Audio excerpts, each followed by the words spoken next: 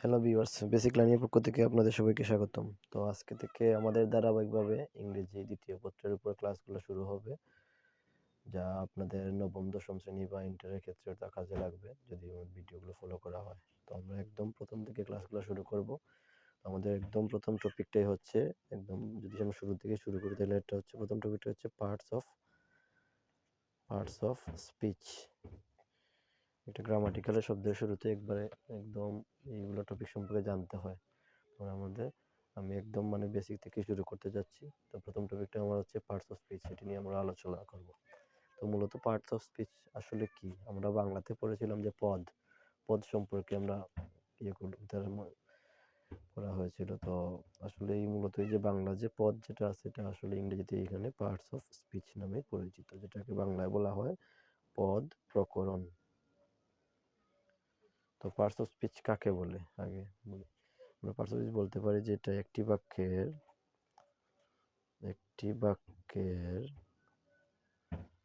প্রত্যেকটি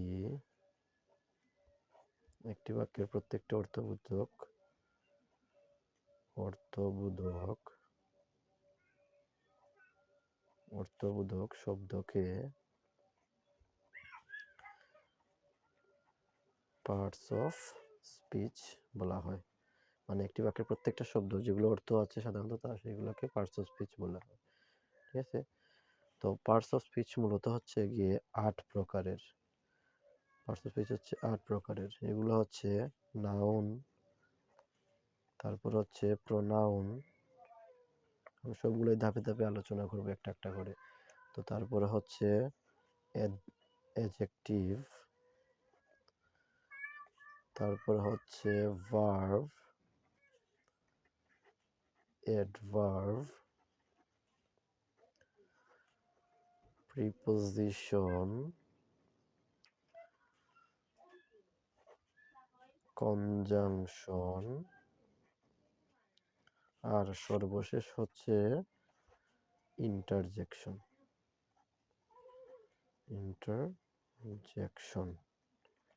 ঠিক আছে? তো মূলত পার্টস অফ স্পিচ হচ্ছে 8 প্রকার: noun, pronoun, adjective, verb, adverb, preposition, conjunction আর ইন্টারজেকশন। তো সবার প্রথমে যদি আমরা আসি, প্রথমটা হচ্ছে গিয়ে নাউন। ঠিক আছে? নাউন। তো নাউনের সংজ্ঞাটা কি? নাউনের একদম সহজ সংজ্ঞাটা হচ্ছে গিয়ে কোনো কিছুর নামকে নাউন বলে। একদম বেসিক যে জিনিসটা, আমরা যে কোনো কিছু পৃথিবীতে যত ধরনের বস্তুগুলো আছে তাদের নামগুলোকে নাউন বলা হয়। যে কোনো কিছুর নামকে, মনে করো আমরা যদি দেই টেবল অথবা পেন, অথবা মনে করো রহিম অথবা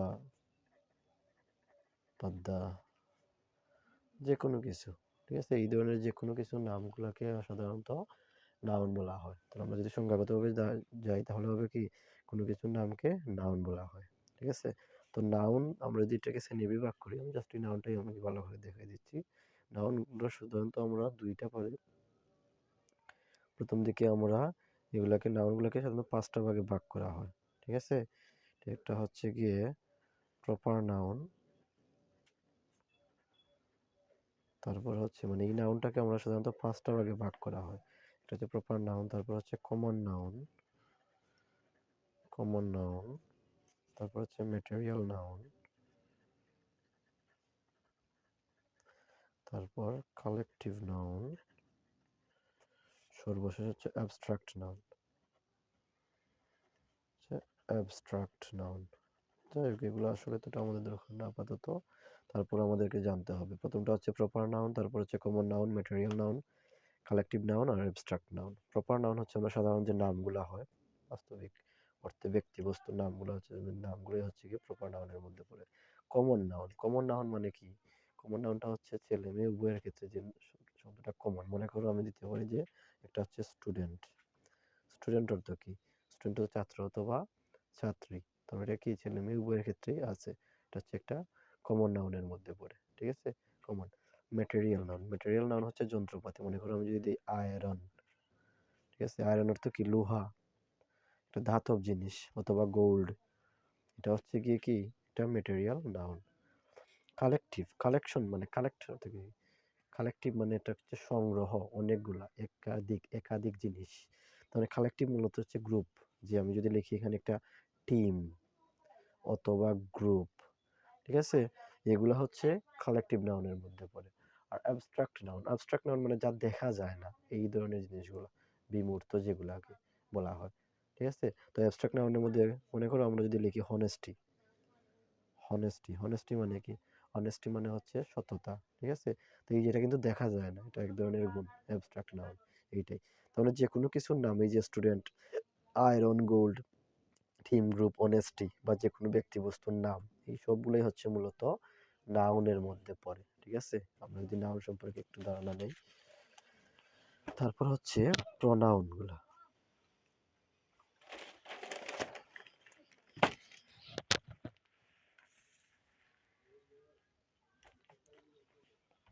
তারপর হচ্ছে প্রোনাউন।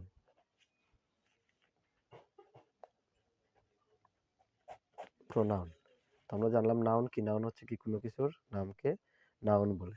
তারপর হচ্ছে প্রোনাউন। প্রোনাউন কি? প্রোনাউন হচ্ছে নামের পরিবর্তে যা ব্যবহৃত হয়। নামের পরিবর্তে, এই যে নাম বলতে কি, নাউন, নাউনের নাউনের পরিবর্তে যা ব্যবহৃত হয় তাকেই বলা হয় কি, প্রোনাউন, ঠিক আছে। নাউনের পরিবর্তে মনে করো আমি যে জায়গা যদি কোনো জায়গায় আমি রহিম লিখলাম, তো রহিমটা হচ্ছে, অথবা মনে করো যে রিয়া লিখলাম, দুইটা নাম দিলাম জাস্ট। তো রহিম এটা হচ্ছে ছেলের নাম, ছেলের নামের পরিবর্তে আমি ইউজ করতে পারি কি, হি। মেয়ের নামের পরিবর্তে আমি ইউজ করতে পারি শি, ঠিক আছে। অথবা মনে করো ক্যাট, ক্যাটের পরিবর্তে আমি ইউজ করতে পারি ইট, ঠিক আছে। তো এই যে হি বা শি অথবা ইট, এই যে নামগুলোর পরিবর্তে যেসব ওয়ার্ডগুলো ব্যবহৃত হয় সেগুলোই হচ্ছে প্রোনাউন, মানে কি নাউনের পরিবর্তে যা ব্যবহৃত হয় তাই হচ্ছে প্রোনাউন। তো আমরা সাধারণত প্রোনাউন অনেকগুলোই আছে, তার মধ্যে সবচেয়ে বেশি কমন যে প্রোনাউনগুলো হচ্ছে সেগুলো হচ্ছে I, you, he, she, they, we, তারপর হচ্ছে ইট, আরও আছে দিস, দ্যাট, দিস, দোজ, এই ধরনের যে ওয়ার্ডগুলো, ঠিক আছে। এই ওয়ার্ডগুলো আমাদের লাগে প্রোনাউন হিসেবে, মানে নাউনের পরিবর্তে। মনে করো আমি যদি লিখি যে Raju, Raju is a student, লিখলাম Raju goes to school regularly, ঠিক আছে। তো এখানে লিখলাম একবার Raju is a student, Raju goes to school regularly.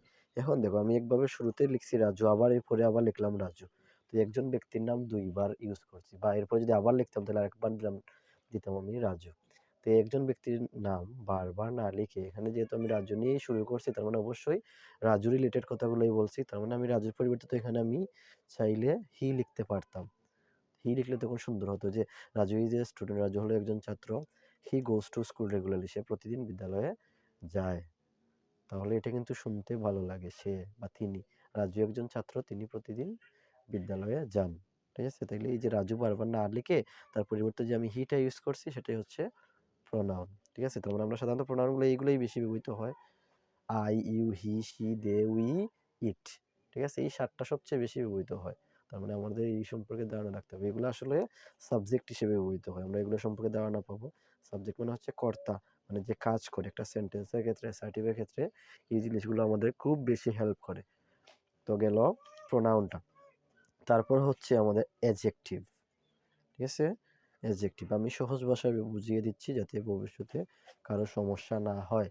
একটু লম্বা হবে, তবে আমি আশা করছি এক ভিডিওতেই সবগুলা কভার হয়ে যাবে, ঠিক আছে, কভার হয়ে যাবে। যাই হোক, তো অ্যাডজেক্টিভ জিনিসটা কি? অ্যাডজেক্টিভ হচ্ছে, অ্যাডজেক্টিভের মূল কাজ হচ্ছে নাউনের সাথে, কার সাথে, নাউন অথবা প্রোনাউনের সাথে, নাউন অথবা প্রোনাউনের। কারণ কি আমি বলতেছি একটু, যে অ্যাডজেক্টিভ মূলত কি, যেসব ওয়ার্ড দ্বারা, আমি যদি সংজ্ঞাটা দেখি, যেসব ওয়ার্ড দ্বারা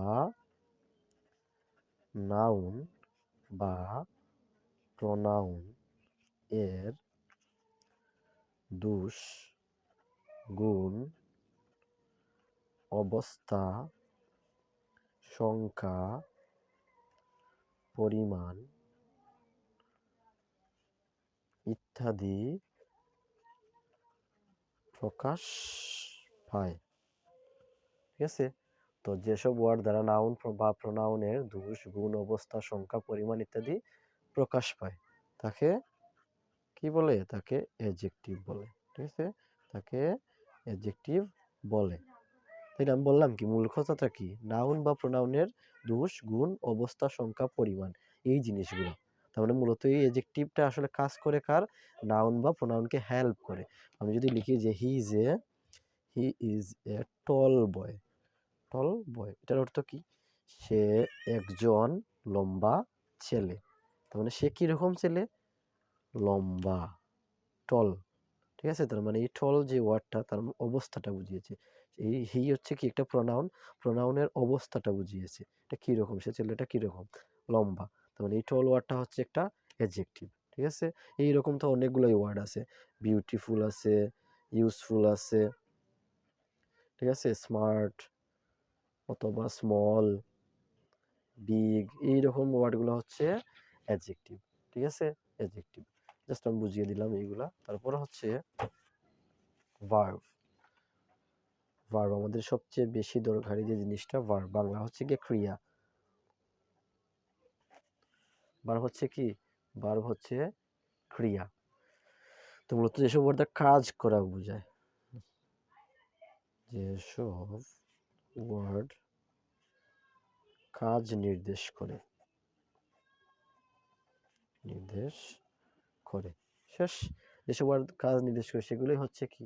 ভার্ব। মনে করো স্লিপ অথবা ইট অথবা রাইট, রাইট, রিড, ঘুমানো, খাওয়া, লেখা, পড়া, এগুলো হচ্ছে কি এক একটা কাজ। তো যেসব ওয়ার্ড দ্বারা কাজ নির্দেশ করে সেগুলোই মূলত হচ্ছে ভার্ব। তারপর হচ্ছে অ্যাডভার্ব। অ্যাডভার্ব হচ্ছে ক্রিয়া বিশেষণ, মূলত হচ্ছে এইরকম। তো অ্যাডভার্ব আসলে কি? যেসব ওয়ার্ড দ্বারা ভার্বকে সুন্দরভাবে উপস্থাপন করা হয়। আমি আমার ভাষায় আমি বলতেছি যাতে সহজে বুঝতে পারো। যেসব ওয়ার্ড দ্বারা ভার্বকে সুন্দরভাবে উপস্থাপন করা হয় সেগুলোই হচ্ছে কি? অ্যাডভার্ব। সাধারণত আমি একটা হিন্টস দেই, এটা সব বেশি লাগে 95%। সাধারণত শব্দের শেষে এল ওয়াই যুক্ত হয়ে অ্যাডভার্ব গঠিত হয়। এটা হচ্ছে 95% ক্ষেত্রে। সাধারণত শব্দের শেষে এল ওয়াই যদি যুক্ত হয়, মনে করো ফার্স্টলি, অথবা হার্ডলি, জেনারেলি এক্সেট্রা। ঠিক আছে? তো এই যে ফার্স্টলি, হার্ডলি, জেনারেলি এই ধরনের ওয়ার্ডগুলো হচ্ছে কি? অ্যাডভার্ব। এখন এগুলোর কাজ কি? আমি যদি একটা সেন্টেন্স লিখি, বলছি কি যেসব ওয়ার্ড দ্বারা ভার্বকে সুন্দরভাবে উপস্থাপন করা হয়, ভার্বগুলোকে। তো আমি যদি লিখি যে walking I am walking slowly, এটার অর্থটা কি? আমি হাঁটছি, কিভাবে হাঁটছি? ধীরে ধীরে, স্লোলি। মানে কিভাবে হাঁটছি? তাহলে মূলত ফোকাসটা করছে কাকে? এই ভার্বকে। আই এম ওয়াকিং স্লোলি, তার মানে হাঁটাটা কিরকম? ধীর। তার মানে মূলত হচ্ছে এই অ্যাডভার্বগুলা ভার্বকে মডিফাই করে। আর অ্যাডজেক্টিভগুলা নাউন বা প্রোনাউনকে মডিফাই করে। ঠিক আছে? তোমরা আমরা সহজে বুঝতে পারলাম যে যেসব ওয়ার্ড দ্বারা ভার্বকে সুন্দরভাবে উপস্থাপন করা হয় তাকে অ্যাডভার্ব বলে। সাধারণত শব্দ শেষে এল ওয়াই যুক্ত হয়ে অ্যাডভার্ব গঠিত হয়। ঠিক আছে? ফার্স্টলি, হার্ডলি, জেনারেলি এক্সেট্রা এই ধরনের জিনিসগুলো। ঠিক আছে? তারপর হচ্ছে প্রিপোজিশন। প্রিপোজিশন মূলত কি? প্রি মানে কি? পূর্বে। পজিশন মানে কি? অবস্থান। যেসব ওয়ার্ড নাউনের পূর্বে বসে বাক্যকে সম্পূর্ণ বাক্যকে, এটা বাক্যকে সুন্দরভাবে সাজাতে সাহায্য করে। এই ধরনের ওয়ার্ড। মনে করো আমি যদি একটা লিখি যে I go to school, A cat on the table. বলছিলাম কি আমি, যেসব ওয়ার্ড নাউনের পূর্বে বসে বাক্যকে সুন্দরভাবে সাজাতে সাহায্য করে তাকে কি বলে? প্রিপোজিশন। প্রিপোজিশন। তো এখানে দেখো আই গো টু, আই হচ্ছে প্রোনাউন, গো হচ্ছে ভার্ব, স্কুল হচ্ছে কি নাউন। তো নাউনের পূর্বে কি আছে? টু। ঠিক আছে, তো মানে এই টুটা হচ্ছে একটা প্রিপোজিশন। আবার এ cat on the table, the table মানে কি? টেবিলটি নির্দিষ্ট করে বুঝাইছে। তার আগে কি আছে? অন। অন মানে কি? উপরে। এ ক্যাট অন দ্য টেবিল মানে কি? টেবিলের উপরে একটি বিড়াল। আই গো টু স্কুল, আমি বিদ্যালয়ে যাই। তার মানে এই সেন্টেন্সটাকে টু স্কুল মানে তে বা এ অন্তস্থ লাগছে। ঠিক আছে, বিদ্যালয়ে। আই গো টু স্কুল মানে আমি বিদ্যালয়ে যাই। এ ক্যাট অন দ্য টেবিল, টেবিলের উপরে একটি বিড়াল। তো এই যে ওয়ার্ডগুলা সাধারণত প্রিপোজিশনগুলো কি? Of, on, in, at, between, এই ধরনের ওয়ার্ডগুলো। ঠিক আছে, আমি পরবর্তীতে এগুলো দিয়ে দিব না, সমস্যা নেই। Of, on, in, at, between এই ধরনের ওয়ার্ডগুলো হচ্ছে প্রিপোজিশন। ঠিক আছে, প্রিপোজিশন। তারপরে শুধুমাত্র আমি হালকা একটা বেসিক ধারণা দিচ্ছি যে কোনগুলা প্রিপোজিশন, কোনগুলা নাউন, কোনগুলা প্রোনাউন, জিনিসগুলো আমি আশা করছি ভিডিওটা দেখে সবাই উপকৃত হবেন। তারপর হচ্ছে প্রিপোজিশনের পরে হচ্ছে কনজাংশন।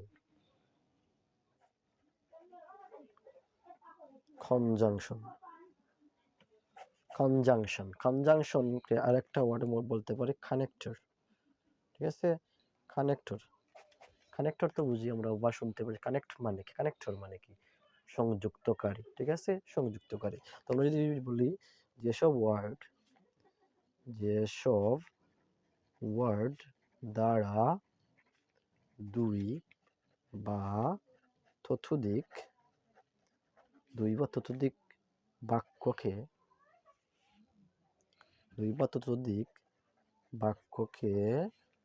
সংযুক্ত করা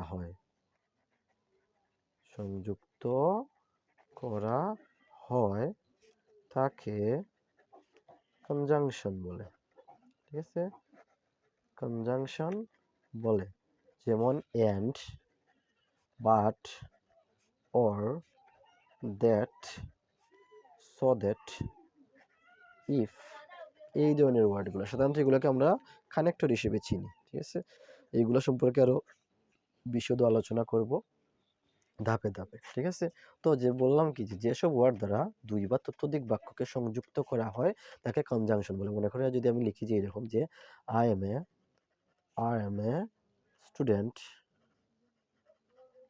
আরেকটা লিখলাম যে আই গো টু স্কুল।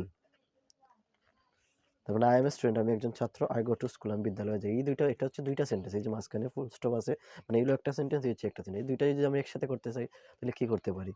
মানে দুই সেন্টেন্সকে একসাথে সংযুক্ত করতে হলে আমরা এরকম লিখতে পারি যে আই এম এ স্টুডেন্ট, এই ফুল স্টপের জায়গায় যদি আমি লিখি and I go to school, তার মানে কি? দেখো একটা সেন্টেন্স হয়ে গেছে।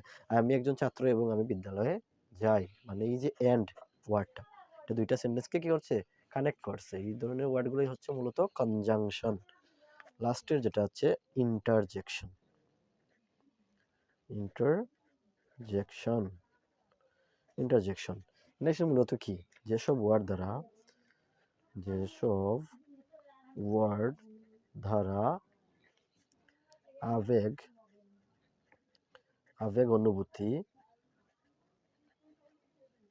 আবেগ অনুভূতি প্রকাশ পায়। এই ধরনের ওয়ার্ডগুলি হচ্ছে কি? ইন্টারজেকশন। মনে করো আমি যদি দিই ব্রাভো অথবা হুররা